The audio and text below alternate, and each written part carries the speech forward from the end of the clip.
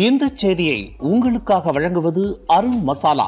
1983 ஆண்டிலிருந்து தரத்துடன் தன்மை மாறாத அறுசுவை சமையலுக்கான அருண் மசாலா.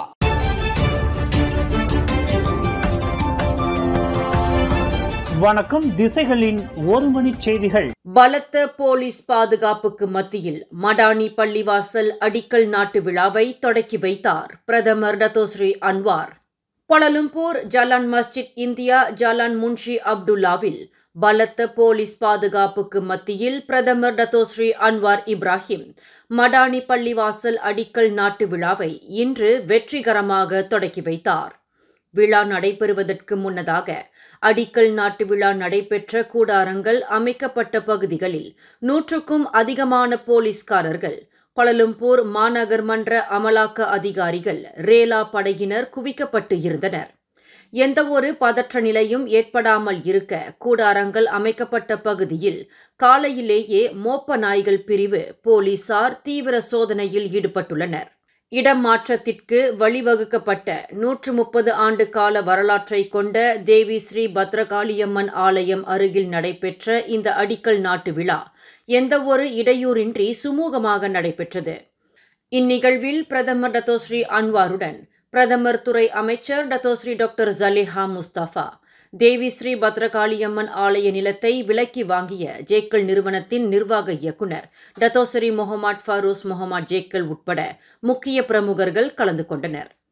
இந்நிகழ்வில் உரையாற்றிய பிரதமர் டத்தோஸ்ரீ அன்வார், மடானி பள்ளிவாசல் நிர்மாணிப்பு விவகாரம் சுமூகமாக தீர்க்கப்பட்டு இருப்பது இஸ்லாத்தின் மகிமையையும் விவேக போக்கையும் எடுத்துக்காட்டுகிறது என்றார். ஆலயம் வீற்றிருந்த நிலப்பகுதி அருகாமையில் மடானி பள்ளிவாசல் நிர்மாணிப்பதற்கு எடுக்கப்பட்ட உறுதியான நிலைப்பாட்டானது ஆணவத்தை காட்டும் நோக்கம் கொண்டதல்ல என்று பிரதமர் தெளிவுபடுத்தினார். அமைச்சர்கள் மற்றும் பிற தரப்பினர் நேரடியாக தலையிட்டு இந்த விவகாரம் சுமூகமாக தீர்க்கப்படுவதற்கு முயற்சிகள் மேற்கொள்ளப்பட்டதாக பிரதமர் குறிப்பிட்டார். எங்கள் வெற்றி ஆணவத்தால் அல்ல, இந்த வெற்றிக்கு காரணம் இஸ்லாத்தின் ஞானம், வலிமை மற்றும் மகிமையை காட்டுகிறது. இது ஆணவம் அல்ல என்று பிரதமர் தமது உரையில் கூறினார். கோயிலும் பள்ளிவாசலும் ஒரே இடத்தில் பக்கத்தில் வீற்றிருப்பது ஏற்புடையது அல்ல என்று பெர்லிஸ் சமய அறிஞரும் முஃப்டியுமான டத்தோ டாக்டர் முகமது அஸ்ரி ஜைனுல் ஆபிதீன் ஆலோசனை கூறியுள்ளார். கடந்த 1998 ஆண்டு பினாங்கு ஜெலுத்தோங் கம்போங் ரவா ஜலான் பத்தானியில் சுமார் 20 மீட்டர் இடைவெளியில் கோவிலும் பள்ளிவாசலும் வீற்றிருந்ததால் இரு மதத்தினருக்கு இடையில் நிலவிய கருத்து வேறுபாடு மிகப்பெரிய பதற்ற நிலைக்கு வித்திட்டது. அதிகாலையில் கோயிலின் மணியோசை ஒலி மற்றும் பள்ளிவாசலில் ஒலிபெருக்கி வழி தொழுகை ஆகியவை பதற்றத்தை ஏற்படுத்தி இரு சமயத்தவர்கள் சண்டையிட்டுக் கொள்ளும் அளவிற்கு நிலைமை மோசமானது. ராஜராஜ மதுரை வீரன் ஆலயத்தினரும் அருகிலுள்ள பள்ளிவாசல் தரப்பினரும் மோதிக்கொண்ட சம்பவம் 27 ஆண்டுகளுக்கு முன்பு பெரும் பதற்றத்தை ஏற்படுத்தியதை யாரும் மறந்துவிட முடியாது. அதே போன்ற சூழல் மீண்டும் கோலாலம்பூர் மஸ்ஜித் இந்தியாவில் நிகழாமல் இருப்பதற்கு கோயில் விவகாரத்தில் சுமூகமான தீர்வு என்ற பெயரில் வருங்காலத்தில் ஏற்படக்கூடிய ஒரு பிரச்சினைக்கு அல்லது பதற்றத்திற்கு இப்போது வித்திட வேண்டாம் என்று பெர்லிஸ் முஃப்டி டாக்டர் முகமது அஸ்ரி ஆலோசனை கூறினார். 130 ஆண்டு கால பழமை வாய்ந்த தேவி ஸ்ரீ பத்ரகாளியம்மன் வீற்றிருந்த இடத்தில் மடானி பள்ளிவாசல் நிறுவப்படுவதற்கு வழிவிடும் வகையில் அந்த ஆலயத்தை அருகில் சுமார் 50 மீட்டர் தூரத்தில் இடமாற்றம் செய்வதற்கு இணக்கம் காணப்பட்டுள்ள விவகாரம் தொடர்பில் கருத்துரைக்கையில் டாக்டர் மசா என்று சுருங்க அழைக்கப்படும் பெர்லிஸ் முஃப்டி மேற்கண்டவாறு கூறினார். கோலாலம்பூர் அனைத்துலக விமான நிலையத்தின் KLIA 2 171 பயணிகள் மற்றும் சிப்பந்திகளுடன் சீனா ஷென்சனுக்கு புறப்பட்ட ஏர் ஏசியா விமானம் நடுவானில் இயந்திரத்தில் தீப்பற்றிக் கொண்டது. இதனைத் தொடர்ந்து ஏர் ஏசியாவின் ஏர்பஸ் A320 ரக விமானம் மீண்டும் கோலாலம்பூருக்கே திரும்பி அவசரமாக தரையிறங்கியது. இதில் அதிர்ஷ்டவசமாக யாரும் காயமடையவில்லை. இச்சம்பவம் நேற்று புதன்கிழமை இரவு 10:37 மணியளவில் நிகழ்ந்தது. விமான நிலையத்திலிருந்து கிடைக்கப்பெற்ற அவசர அழைப்பை தொடர்ந்து ஓர் அதிகாரி உட்பட 9 வீரர்கள் ஓடுபாதை அருகில் சம்பவ இடத்திற்கு விரைந்ததாக ஸ்லாங்கூர் மாநில தீயணைப்பு மீட்புப் படையின் உதவி இயக்குநர் அஹ்மத் முக்லீஸ் தெரிவித்தார். விமானம் தரையிறங்கிய அடுத்த சில நிமிடங்களிலேயே பயணிகள் அனைவரும் பாதுகாப்பாக இறக்கப்பட்டதுடன் விமானத்தின் வலதுபுற இயந்திரத்தில் ஏற்பட்ட தீ முழுவீச்சில் அணைக்கப்பட்டதாக அவர் குறிப்பிட்டார்.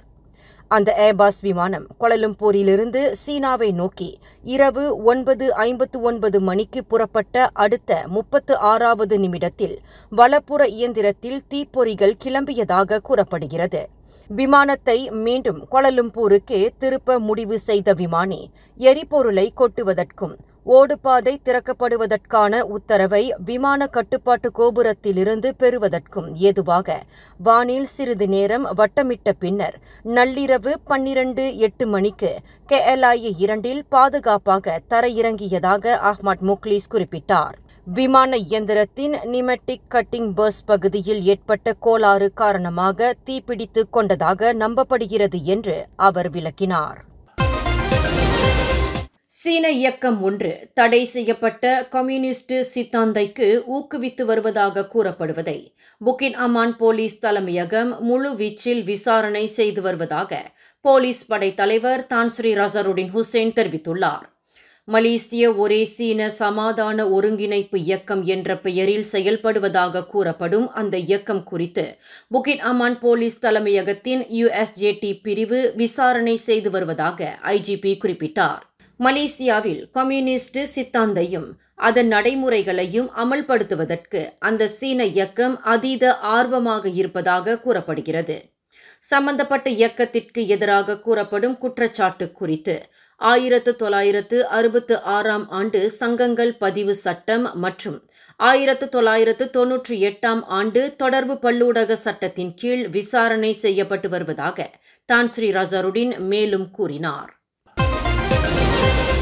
வரும் ஏப்ரல் 21ஆம் தேதி முதல் பள்ளி மாணவர்கள் கட்டாயமாக ஜாலோர் கமிலாங் பேட்சை தங்கள் சீருடையில் அணிந்திருக்க வேண்டும் என்று கல்வி அமைச்சு வலியுறுத்தியுள்ளது. கல்வி அமைச்சின் கீழ் செயல்படும் பள்ளிகள், கல்லூரிகள் மற்றும் உயர்கல்விக்கூட மாணவர்கள் ஜாலோர் கமிலாங் பேட்சை தங்கள் சீருடையில் அணிவது கட்டாயமாக்கப்பட்டுள்ளதாக கல்வி அமைச்சு ஓர் அறிக்கையில் தெரிவித்துள்ளது. ஒவ்வொரு பள்ளிக்கும், கல்லூரிக்கும், உயர்கல்விக்கூடத்திற்கும் தேவையான ஜாலோர் கமிலாங் பேட்சை கல்வி அமைச்சு விநியோகிக்கும். ஜாலோர் கமிலாங் பேட்சை அணியும் இந்த பரிந்துரைக்கு அமைச்சரவை கடந்த பிப்ரவரி 14ஆம் தேதி அங்கீகாரம் வழங்கியுள்ளதாக அது குறிப்பிட்டுள்ளது. இளம் வயதிலேயே மாணவர்கள் மத்தியில் தேசப்பற்றை விதைக்கும் நோக்கில் இம்முடிவு செய்யப்பட்டுள்ளதாக அது குறிப்பிட்டுள்ளது.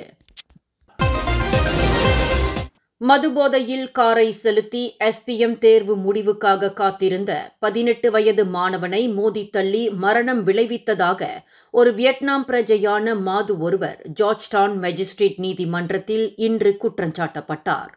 உள்ளூர் நபரை திருமணம் செய்து கொண்டவரான 40 வயது nguyen yen thi kim on என்ற அந்த மாது கடந்த பிப்ரவரி 19ஆம் தேதி இரவு 9:48 மணியளவில் பினாங்கு ஜாலான் ஜெலுத்தோங்கில் ஓய்ஸி ஹெங் என்ற மாணவனுக்கு மரணம் விளைவித்ததாக குற்றச்சாட்டில் தெரிவிக்கப்பட்டது. மேஜிஸ்ட்ரேட் நட்ராத்து நைன் முகமது சைடி முன்னிலையில் நிறுத்தப்பட்ட அந்த மாது தனக்கு எதிரான குற்றத்தை மறுத்து விசாரணை கோரியுள்ளார். தனது நண்பர்களுடன் சாலையோரத்தில் நடந்து சென்று கொண்டிருந்த மாணவனை மோதி தள்ளிய அந்த வியட்நாம் பெண் விசாரணை கோரியிருப்பதால் அவரை ஒரு நபர் உத்தரவாதத்துடன் 10,000 ரிங்கிட் ஜாமீனில் விடுவிக்க நீதிமன்றம் அனுமதித்தது. வரும் ஹரிராயா பெருநாளை முன்னிட்டு நாட்டின் பிரதான நெடுஞ்சாலைகளை நாள் ஒன்றுக்கு சராசரி 27,70,000 வாகனங்கள் பயன்படுத்தும் என்று எதிர்பார்க்கப்படுவதாக மலேசிய நெடுஞ்சாலை வாரியமான LLM அறிவித்துள்ளது. பிளாஸ் எனப்படும் வடக்கு தெற்கு நெடுஞ்சாலையை 21 லட்சம் வாகனங்கள் பயன்படுத்தக்கூடும். மேற்கு கரையோர நெடுஞ்சாலையான WCE-ஐ 1,76,000 வாகனங்கள் பயன்படுத்தும். அதேவேளையில் கிழக்கு கரையோர நெடுஞ்சாலையான LPT 1 நெடுஞ்சாலையை 1,56,000 வாகனங்களும், LPT2 நெடுஞ்சாலையை 1,70,000 வாகனங்கள் பயன்படுத்தும் என்று எதிர்பார்க்கப்படுவதாக லம்பாக லபுராயா மலேசியா ஓர் அறிக்கையில் தெரிவித்துள்ளது. இந்த செய்தியை உங்களுக்காக வழங்கியது அருண் மசாலா. 1983 ஆண்டிலிருந்து தரத்துடன் தன்மை மாறாத அறுசுவை சமையலுக்கு அருண் மசாலா. மேலும் செய்திகளை தெரிந்து கொள்ள கீழே இருக்கும் பெல் பட்டனை அழுத்துங்கள். உங்கள் மகிழ்ச்சியை வெளிப்படுத்த லைக் மற்றும் ஷேர் செய்யுங்கள். தொடர்ந்து திசைகளோடு இணைந்திருக்க சப்ஸ்கிரைப் செய்யுங்கள்.